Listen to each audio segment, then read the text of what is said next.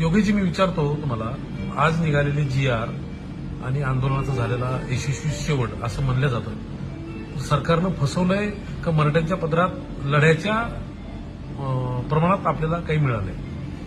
हे बघा, मनोजदादांच्या सारख्या प्रामाणिक नेतृत्वानं मला तो GR तपासून घ्यायची जबाबदारी दिली होती. काय याच्यात बघा, काय उणिवा असतील तर सांगा. आणि तिथंच आम्ही तपासलो. त्याच्या शब्दांमध्ये बऱ्याचपैकी पद्धतीनं फेरफार केला गेलेला आहे. त्याच्यामध्ये कन्फ्युजन ठेवलं गेलेलं आहे, जेणेकरून येणाऱ्या हजारो मराठ्यांना, येणाऱ्या अनेक पिढ्यांना त्याचा त्रास होणार आहे. मनोजदादांना अनेक वकिलांनी घेरले आणि त्यांना मिसगाईड केलेलं आहे. माझं असं स्पष्ट म्हणणं आहे की सरकारनं आपल्याला फसवलेलं आहे. मनोजदादांनी अजूनही संयम बाळगावा. आम्ही त्यांच्या नेतृत्वात लढायला आजही तयार आहोत. ते आमच्यासाठी दैवत आहे. पण त्या GRचा बारकावा जर आपण वाचला तर आपल्याला त्याच्यातल्या अनेक उणिवा लक्षात येतील. हा GR कोणाला लाभाला मिळू शकतो?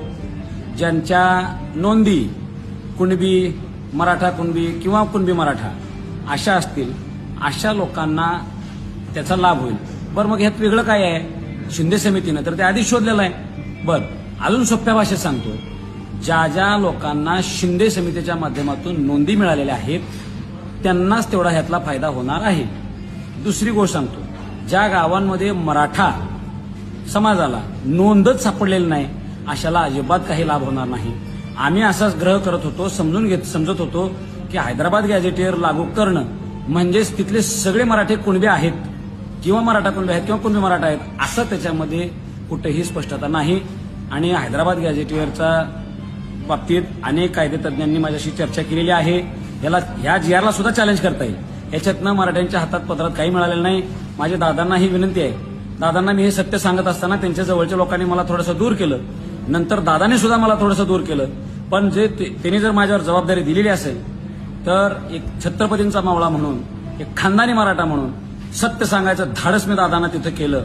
भलेही माझी गोष्ट आता त्यांना मान्य झाली नाही, पण त्यांना एक लक्षातही आलेलं आहे की योगेश केदार काहीतरी म्हणते म्हणजे त्यात खरं आहे. आणि आता मनोजदादांची प्रकृती आमच्यासाठी फार महत्वाची होती, म्हणून समाजाला सुद्धा समजून घ्यावं लागणार आहे. परत एकदा आपल्याला लढायची तयारी ठेवावी लागणार आहे. मनोजदादांसारखा हिरा आपल्याला गमावून चालायचा नाही. त्या नेतृत्वासारखा प्रामाणिक नेता नाही, हे माझं मत आहे.